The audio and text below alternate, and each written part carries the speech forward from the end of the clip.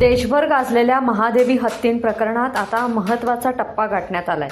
गेल्या अनेक दिवसांपासून महादेवी हत्तीं कोल्हापुरात परत यावी म्हणून लढा सुरू आहे। यातील महत्त्वाची बाब म्हणजे वर्षभराच्या प्रतीक्षेनंतर अखेर महादेवी हत्तीं कोल्हापुरात परतणार होती, परंतु हाय पॉवर कमिटी समोर झालेल्या सुनावणीमुळे कोल्हापूरकरांना आजही महादेवीची प्रतीक्षा करावी लागते।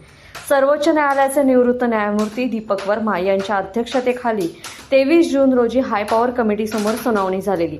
यावेळी महाराष्ट्र शासनाच्या सहकार्याने नांदणी मठात महादेवीसाठी निर्माण करण्यात आलेल्या खास संगोपन केंद्राची माहिती सादर करण्यात आली। नांदणी मठात सुरू असलेल्या या संगोपन केंद्राच्या तयारीबाबत अधिक तपासणी आणि अहवालाची प्रक्रिया निश्चित करण्यात आली आहे। यालाही आता महिना उलटून गेला, मात्र अजूनही महादेवी हत्तीणीची गावकऱ्यांना वाट पाहावी लागते।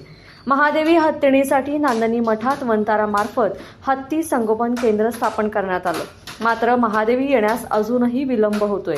त्यामुळे मंगळवारी नांदणी मठात महादेवी परत यावी म्हणून खासदार राजू शेट्टी यांच्या नेतृत्वाखाली माजी मंत्री महादेव जानकर यांच्यासह नांदणी ग्रामस्थांनी लाक्षणिक उपवास केलाय। याच ठिकाणाहून रात्री 12 वाजता माधुरीनं शेवटचं अभिवादन करत रडत नांदणी गाव सोडलं। त्याला आज 1 वर्ष पूर्ण झालेलं आहे आणि या वर्षभरामध्ये आपण मोठं आंदोलन केलं आणि हे आंदोलन एवढं मोठं होतं की सरकारला त्याची दखल घ्यावी लागली। 3 ऑगस्टला आपण जो नांदणी ते कोल्हापूर प्रचंड मोठा लॉंग मार्च काढला, सगळी जनता रस्त्यावर उतरली होती। त्याची दखल घेऊन तातडीनं 5 ऑगस्टला मुख्यमंत्र्यांना मंत्रालयामध्ये बैठक घ्यावी लागली आणि त्या बैठकीमध्ये मुख्यमंत्र्यांना कबूल करावं लागलं की वन खात्याच्या अधिकाऱ्यांच्या चुकीच्या अहवालामुळं आणि पेटासारख्या संस्थेच्या आगाऊपणामुळं माधुरीला वनताराला पाठवण्यात आलेलं आहे।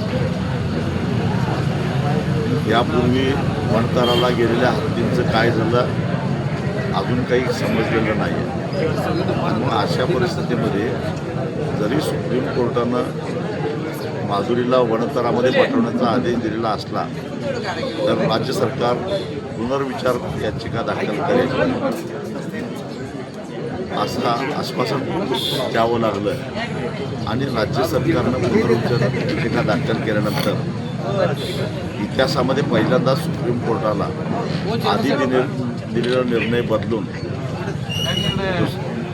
दुसरा निर्णय द्यावा लागला आणि त्या निर्णयानुसार माधुरीला परत येण्यासाठी हाय पॉवर कमिटीनं योग्य त्या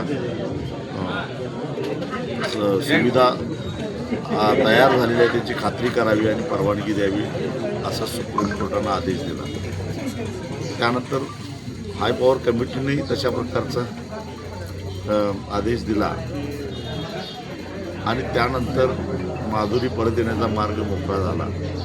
परंतु हाय पॉवर कमिटीनं जी तज्ज्ञांची समिती नेमली आहे ती समिती इकडे यायला तयार नाही।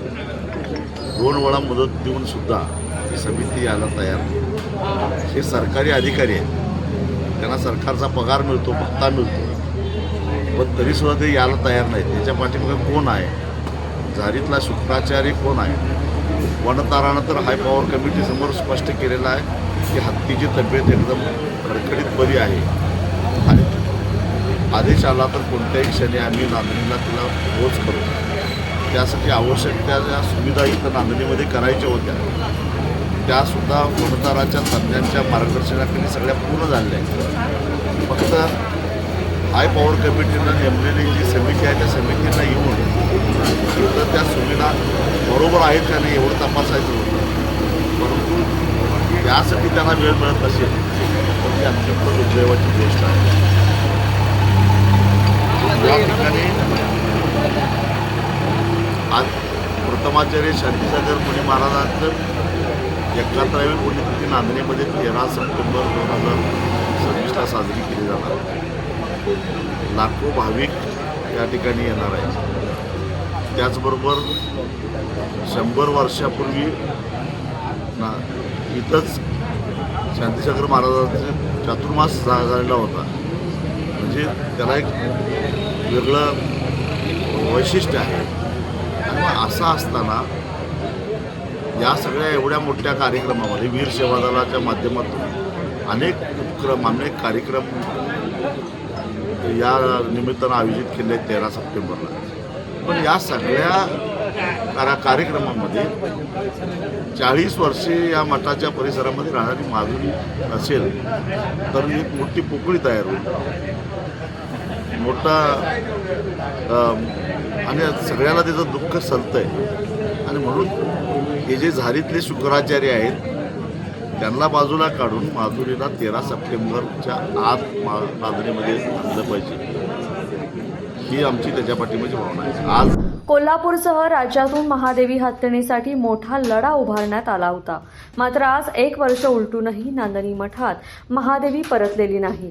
नांदणी मठाचे प्रथमाचार्य श्री शांतीसागरजी महाराज यांची 71वी जयंती 13 सप्टेंबर रोजी नांदणी मठात साजरी होणार आहे. या धार्मिक कार्यक्रमाला आमची महादेवी हत्तीण नांदणी मठात यावी अशी मागणी आता शेट्टी यांनी केली आहे. लोकमत.com साठी कोल्हापूरहून मी दुर्वा दळवी.